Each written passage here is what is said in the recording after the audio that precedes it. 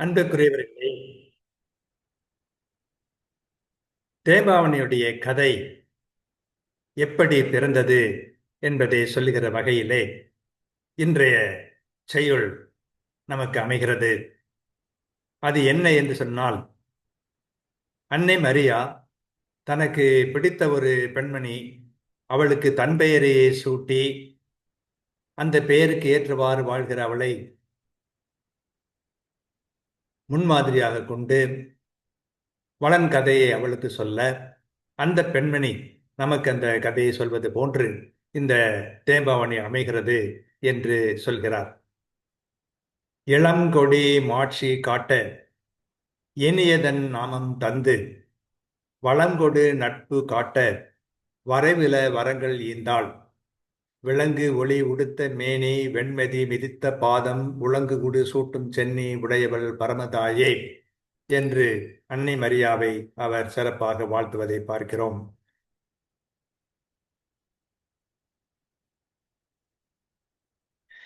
விளங்குகின்ற சூரியனை ஆடையாக உடுத்த மேனியும் வெண்ணிறமான பிறை சந்திரனை மிதித்த பாதமும் வானில் உலவும் வெண்மீன்களை முடியாகச் சூட்டுதலும் உடையவளாகிய தேவதாய், இளமையான வஞ்சிக் கொடி போன்ற இப்பெண்ணின் மாண்பை காட்ட இனியதன் பெயரையே இவளுக்கும் பெயராய் தந்தாள்.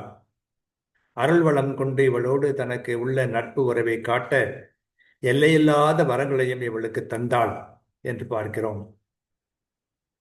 அந்த பெண்மணி நமக்கு வீரமாமுனிவர் சொல்ல விரும்புகிற அந்த கதையை சொல்லுகிறாள் என்று பார்க்கிறோம்.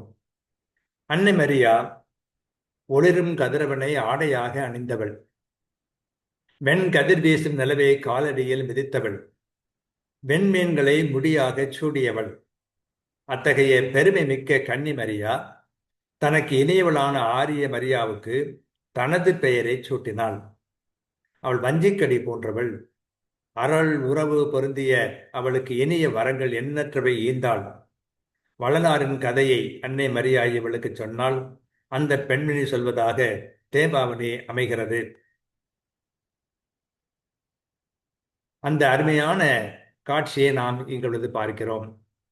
இளங்கொடி மாட்சி காட்ட வினியதன் நாமம் தந்து விளங்கொடு நட்பு காட்ட விரைவில வரங்கள் ஈந்தாள். விளங்கொளி அடுத்த மேனி வெண்மதி மிதித்த பாத முழங்குடு சூட்டும் சென்னி உடையவள் பரமதாயே என்பது அந்த அருமையான பாடல். ஒருபுறம் அன்னை மரியாவுடைய அழகான சொல்லோவியத்தை நாம் இங்கே பார்க்கிறோம்.